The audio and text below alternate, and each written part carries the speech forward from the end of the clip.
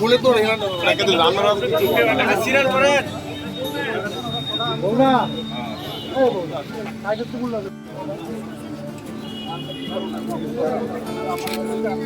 একটা ঘোষণা আজকে সংলাপ সরকার প্রদেশ কংগ্রেস ভবনে আমাদের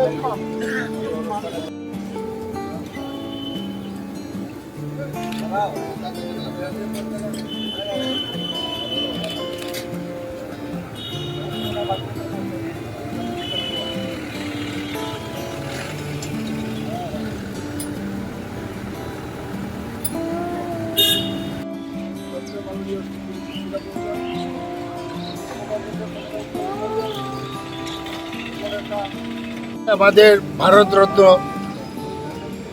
শ্রীমতী ইন্দিরাজির মৃত্যুদিন এবং স্বাধীন ভারতের প্রথম স্বরাষ্ট্রমন্ত্রী সর্দার বল্লভভাই প্যাটেলের জন্মদিন। এই দুইটি প্রাতঃস্মরণীয় নেতাদের আমরা শুভ দিন এবং মৃত্যুদিনটি আমরা পালন করছি। ইন্দিরা গান্ধী সম্পর্কিত অনেক ইতিহাস বিজড়িত ঘটনা আছে। ইন্দিরাজি এই ভারতবর্ষের সবুজ বিপ্লব এনেছিলেন, দেশকে খাদ্যে স্বয়ংসম্পূর্ণ করেছিলেন, ভারতবর্ষকে বিশ্বের দরবারে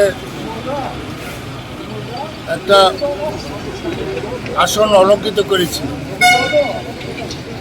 ইন্দিরাজি ব্যাংক রাষ্ট্রীয়করণ করে সাধারণ মানুষকে ব্যাংকে প্রবেশের অধিকার দিয়েছিল। একসময় ব্যাংক ফর মানিকম্যান, যাদের পয়সা আছে তাদের জন্য ব্যাংক, এটা আইন করেছিল। রাজন্য ভাতা বিলুপ করেছিলেন, যারা শত শত কোটি টাকার মালিক তাদেরকে ভাতা দেওয়া হতো।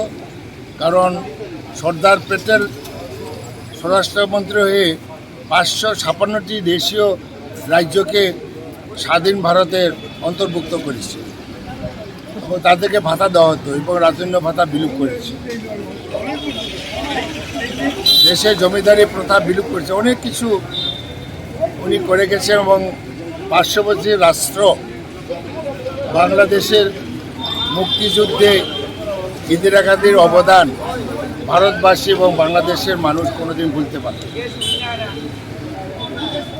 সেই জন্য আজকে এবং আমাদের ত্রিপুরা ইন্দিরা গান্ধীর জন্যই ত্রিপুরার উপজাতির স্বশাসিত জেলা পরিষদ গঠন করে দিয়েছিলেন, ভারতের পার্লামেন্টে আইন পাস করে, এবং বিদ্যুতের জন্য দম্বুরের সেই প্রকল্পটি ইন্দিরাজি স্বহস্তে উদ্বোধন করেছে। উত্তর ভারতের উত্তর পূর্বাঞ্চলে নর্থ ইস্ট কাউন্সিল ডেভেলপমেন্টের জন্য নর্থ ইস্ট কাউন্সিল গঠন করেছিলেন, যাতে এই অঞ্চলের অর্থনৈতিক বুনিয়াদ এবং শিক্ষা সব কিছুতে ডেভেলপ করা যায়। এবং সর্দার প্যাটেল তো একদম বরিষ্ঠ নেতা ছিলেন। উনি স্বরাষ্ট্রমন্ত্রী যখন ছিলেন তখন আরএসএসকে ব্যান করেছিলেন। রাষ্ট্রীয় স্বয়ংসেবক একটা সাম্প্রদায়িক সংগঠনকে ব্যান করেছিল।